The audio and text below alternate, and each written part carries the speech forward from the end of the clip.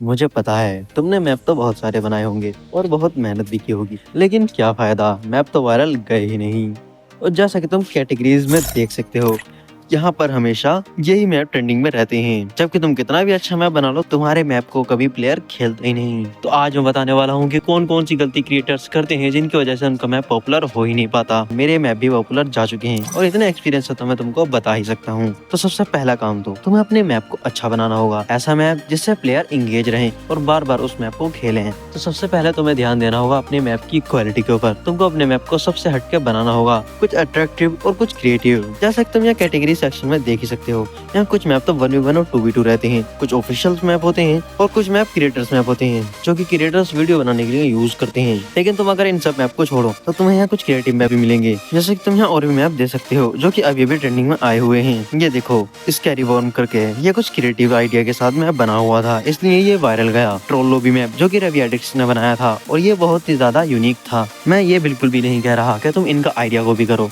तुम बनाओ एक अपना खुद का मैप, कुछ क्रिएटिविटी दिखाकर, जो कि प्लेयर को इतना पसंद आए कि वो उस गेम को बार बार खेलते जाएं। तो फ्री फायर भी तुम्हारे मैप्स को प्रमोट करना शुरू कर देता है इस कैटेगरी सेक्शन में। अब ये तो हुई तुम्हारे मैप की क्वालिटी के बाद, लेकिन मैप को तुम पब्लिश करते कैसे हो, चलो समझते हैं। तो सबसे पहले स्टूडियो में आ जाना है। यहाँ पर आप देख सकते हो मैंने कई सारे मैप पहले बनाए हुए हैं और मेरे पास कस्टम कवर इमेज का भी ऑप्शन है, जिससे मैं कैची कवर इमेज भी बना सकता हूँ। लेकिन मान लो तुम्हारे पास ये ऑप्शन नहीं है, तो ये मेरे पास एक मैप की कॉपी पड़ी है।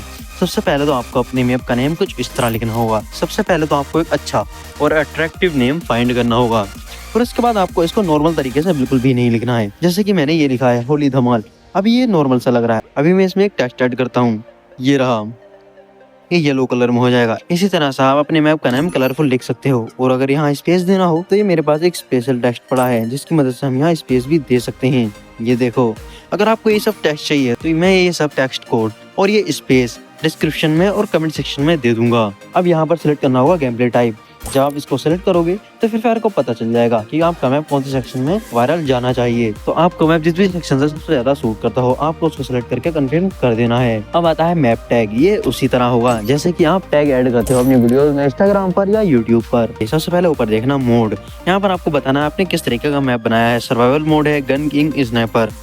अब यहाँ दे रखा है स्पेशल मैकेनिज्म।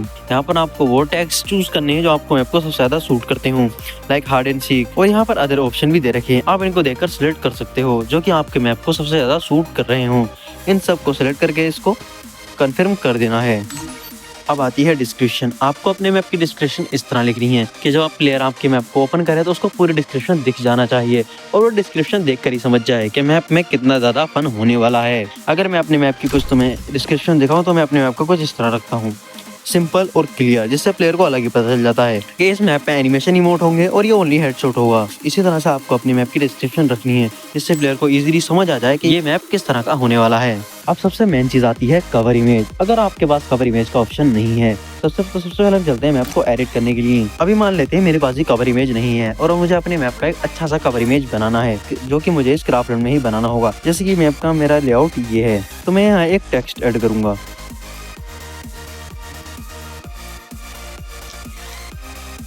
यहाँ पर मैं लिख देता हूँ अलोकल्स मैप।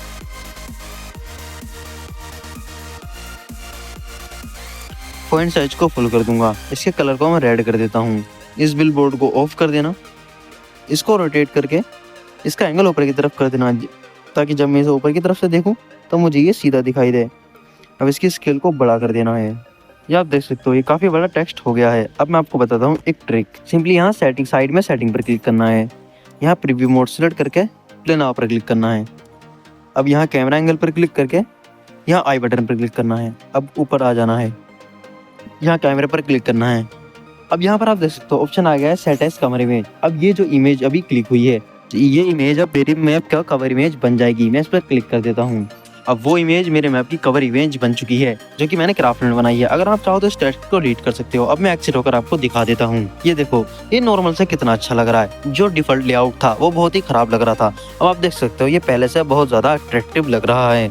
इसी तरह से आप और भी ज्यादा ऑब्जेक्ट ऐड करके अपने मैप के कवर इमेज को और ज्यादा अट्रैक्टिव बना सकते हो। तो ये थे कुछ बेसिक टिप्स जिसकी मदद से तुम अपने मैप को वायरल कर सकते हो। इसमें अभी कुछ पॉइंट्स रह चुके हैं जिनको मैं अगली वीडियो में कवर करूंगा, और मैं तुम्हें एक ऐसी वेबसाइट के बारे में बताऊंगा जिसकी मदद से तुम अपने मैप को ट्रैक कर पाओगे, उसका एनालिसिस जान पाओगे, यूट्यूब और इंस्टाग्राम के एनालिसिस की तरह। अभी ये तो इस वीडियो में सिर्फ इतना ही, फिर मिलते हैं किसी दूसरी वीडियो में किसी दूसरे टॉपिक के साथ। तो क्राफ्टर्स क्राफ्टलैंड बनाते रहो।